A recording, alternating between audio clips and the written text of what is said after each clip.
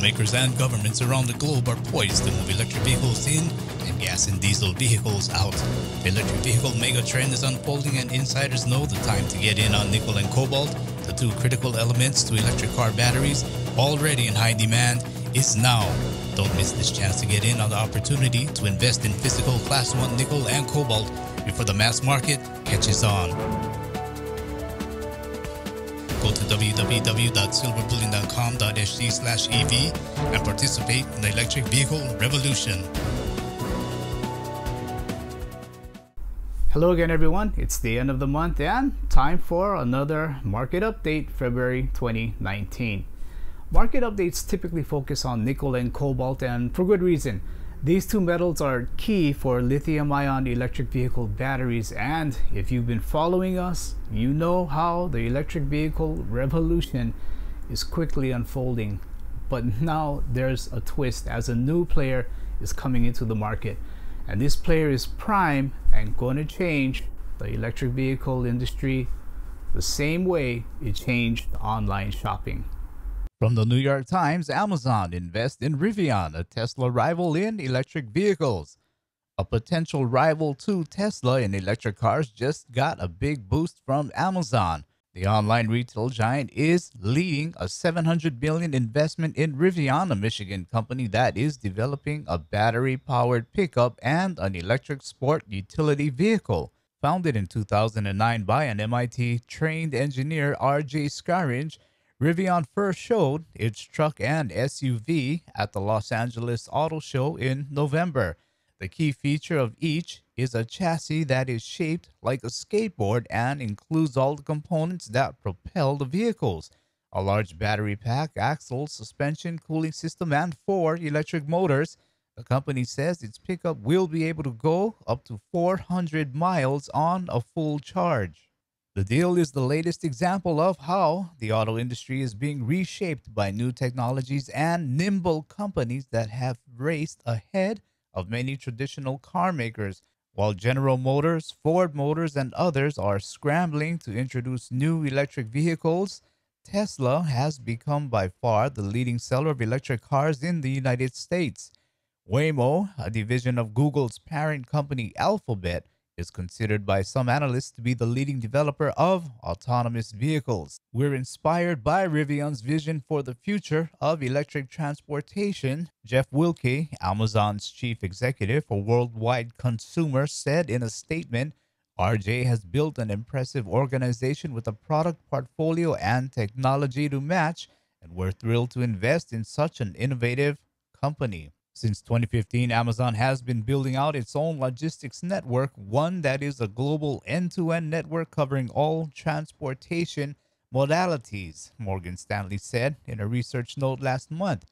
It owns dozens of planes and has a transoceanic shipping operation, not to mention trucks, rail, and other ways to deliver products and packages.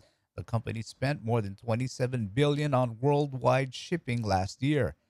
Amazon relies on contract drivers in passenger cars and trucks to make many last-minute deliveries quicker than it can through delivery partners like the United States Postal Service. And last week, Amazon made a significant investment in Aurora, a California startup that is developing self-driving technology. Aurora is led by Chris Urmson, who previously headed Alphabet's autonomous car effort. For Amazon, this small investment is a good way to enlarge their bet on the EV automotive market without having to tool up a plant to find out if it'll fly, said Matt DiLorenzo, senior managing editor of Kelley Blue Book.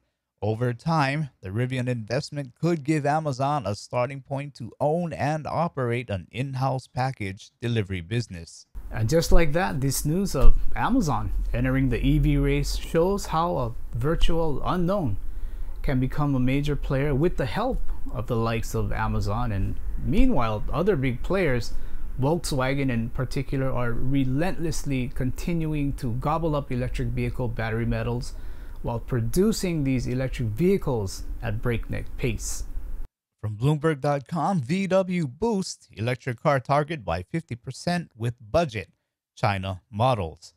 Volkswagen AG plans to widen its electric car offering in coming years with additional models for China and a budget car costing around 20,000 euros as it puts pressure on Tesla to keep pace. Rolling out the additional vehicles, the manufacturer now expects to produce 15 million cars in the first wave of its electric car rollout, raising the goal by 50%, Christian Senger, VW's electric car chief, said at an event in Dresden, Germany. The VW brand alone will invest about 9 billion euros to roll out 20 electric models by 2025. Since admitting in 2015 to rigging 11 million diesel vehicles to cheat on emission tests, Volkswagen has pushed aggressively to develop battery models and plans to have 8 production sites for battery-powered cars by 2022, and that's putting pressure on VW to make the spending pay off. Volkswagen's commitment is welcome news for Germany's sputtering efforts to cut greenhouse gas emissions amid a reliance on coal-fired power and the steady growth in the number of combustion-powered vehicles on its roads. While energy sector emissions have declined since 1990, transport emissions have risen. Chancellor Angela Merkel aims to broker plans this year with car and truck makers to cut CO2 by around 40% by 2030. And going from German Chancellor Merkel, we go to French President Macron, where Reuters.com reports President Macron to unveil plan to give Europe's electric battery industry a jolt.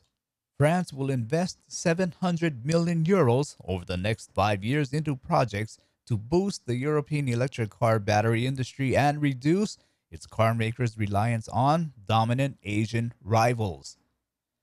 In a speech to the Paris-based International Organization of Motor Vehicle Manufacturers, President Emmanuel Macron will unveil his strategy to help the French car industry fend off competition on electric vehicles and autonomous cars from Asian and U.S. tech giants. The plan comes after Germany in November last year set aside 1 billion euros to support battery cell production to reduce dependence on Asian suppliers and shore up jobs at home that may be at risk from the shift away from combustion engines. French officials said the two European countries will work on Franco-German initiatives at a time when their country's car makers are waking up to the threats posed from relying on Chinese suppliers in an age of international trade wars. For a long time, European car makers considered it was not up to them to develop battery production. Now, those advocating for an international division of labor are forced to realize that a trade war exists. We're noticing a realization among car makers that tomorrow's competition will require a local battery industry, and Macron's plan will also include facilitating the construction of electric vehicle charging points, giving more visibility to car makers about electric vehicle bonuses for consumers, and increasing the government's EV purchasing targets. Also from that article, it was noted that China has a very aggressive strategy to eventually dominate the electric vehicle universe by starting from electric batteries all the way up the value chain. One of those firms absolutely dominating the battery landscape is the Chinese battery maker Contemporary Amperex Technology Company Limited, otherwise known as CATL, which just inked a momentous deal with Honda of Japan. From Electric.co, Honda secures battery supply contract for about 1 million electric vehicles with CATL. Honda hasn't been one of the most active automakers when it comes to electrification, but it is now making some big moves, including securing a battery cell supply contract for about 1 million electric vehicles with CATL, one of the largest battery manufacturers in the world. Now, as part of the new agreement, CATL is guaranteeing Honda a supply of about 56 gigawatt-hour of lithium-ion EV batteries before 2027. Based on the average battery pack size of 55 kilowatt-hours, it would be enough batteries to produce about 1 million electric vehicles. When it comes to all electric vehicles, Honda doesn't have much going on right now, but they plan to change that starting at the end of this year with their first new standalone all electric vehicle. As for CATL, as it is rapidly becoming an important player in the EV space, they signed the supply contract with Saab's successor, National Electric Vehicles Sweden, in order to enable the production of hundreds of thousands of all electric cars per year. BMW also signed a 1 billion battery supply contract with CATL to support their future EV production. Again, we are no doubt seeing the combination of huge automakers and some of the more influential governments around the world, and they're going forward as each of them, automakers and governments, have big plans for electric vehicles. And that, my friends, means fast and furious mining and a nickel boom as we've never seen before. From miningtechnology.com, inside Nornickel, the drive to target the battery metals, boom! Nornickel is the world's largest producer of high-grade nickel and is currently sitting in a perfect position to take advantage of the coming battery metals boom. At last year's Capital Markets Day, Chief Operating Officer Sergey Dyachenko discussed how the company is embracing digital technologies to stay ahead of the curve in one of mining's quickest developing sectors. The battery market is booming as growth in intermittent renewables and the search for cleaner energy solutions is leading people to lean on lithium-ion storage. Increasingly, this demand for batteries is being driven by the electric vehicle market. In 2017, sales surpassed 1 million globally, and it's predicted that they will meet 4.5 million units by 2020, just next year. These battery technologies and EV units in particular require huge amounts of metals, including lithium, nickel, and cobalt, amongst others. As more and more people switch from combustion vehicles to EVs, these metals are facing growing demand, with nickel in particular expected to face shortages. The dominant lithium-ion battery Type 4 electric vehicles is expected to have a nickel chemistry, said Wood Mackenzie's principal analyst Sean Mulshaw. Sourcing this quantity of nickel will be a challenge, as most of the incremental supply through 2025 will be ferronickel or nickel pig iron, both of which are unsuitable raw materials for nickel sulfate batteries. The article goes on to say that battery technology, both for purely electric vehicles and the intermediate step that is becoming more popular and the market share is growing fast, hybrids, is growing massively. In fact, in terms of metal consumptions, hybrids actually requires the most metal, meaning more nickel. Now, to give you an idea of just how serious the Class 1 nickel supply is and how needed it is, the U.S. Senate Committee on Energy and Natural Resources actually went to work and held hearings on the supply chain for electric vehicle batteries. And as we just informed you in this episode of Market Update, the world is absolutely going forward with electric vehicles, while the U.S., they still seem to remain a bystander. Benchmark Minerals, Simon Moores warns Senate U.S. a bystander in battery arms race. Benchmark Mineral Intelligence returned to the U.S. Senate earlier in February 2019 for a second hearing on the supply chain for electric vehicle batteries and energy storage. Simon Moore's Benchmark Minerals managing director had been summoned by the U.S. Senate Committee on Energy and Natural Resources and provided testimony on the supply chains of key battery raw materials used in energy storage. In his testimony, Moores explained to the committee how the global lithium-ion mega factory trend will affect raw material demand and questioned the USA's current role in the supply chains, offering a warning that it was being outflanked by China. We are in the midst of a global battery arms race in which, so far, the U.S. is a bystander. The advent of electric vehicles and energy storage has sparked a wave of battery mega factories that are being built around the world. Since his last testimony only 14 months ago, we have gone from 17 lithium-ion battery megafactories to 70. In gigawatt-hour terms, we have gone from 289 gigawatt-hour to 1,549 gigawatt-hours. That's the equivalent of 22 million pure electric vehicles worth of battery capacity in the pipeline. The scale and speed of this growth is unprecedented, and it will have a profound impact on the raw materials that fuel these battery plants. The scale of investment will also drive the cost of lithium-ion battery production down below 100 kilowatt hours this year.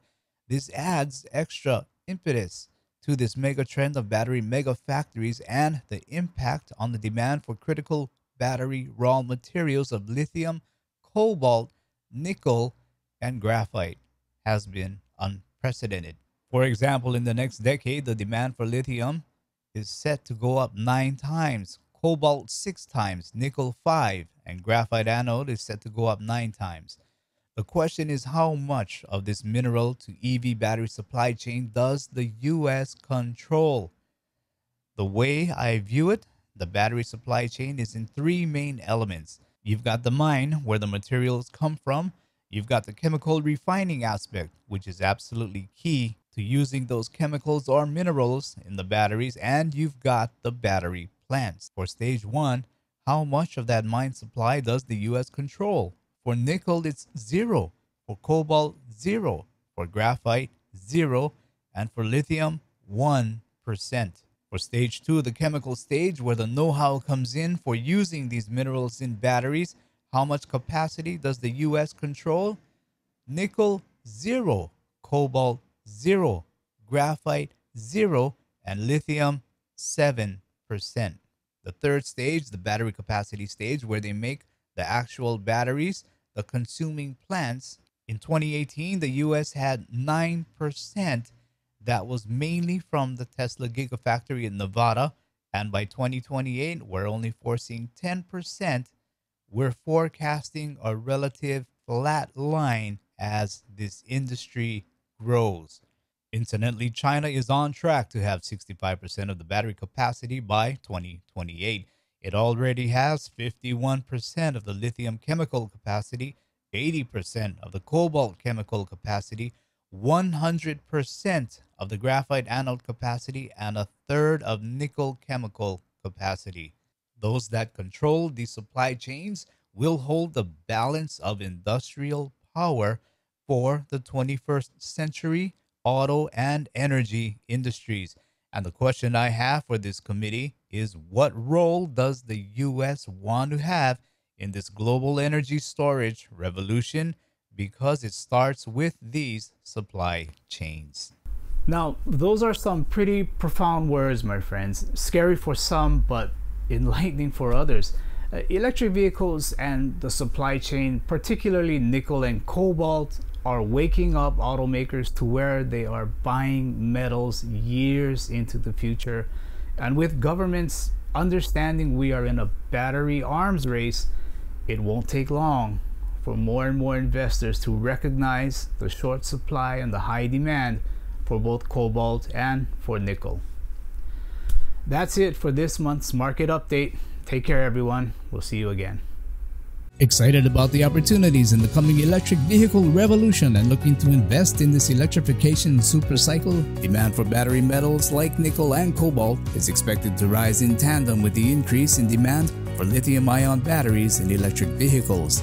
You can now buy nickel and cobalt parcels with silver bullion and have a direct price exposure to both battery metals. You have the option to buy 2-ton nickel parcels or 250 kilogram cobalt drums. Every parcel will be fully insured against loss and guaranteed to be genuine by silver bullion.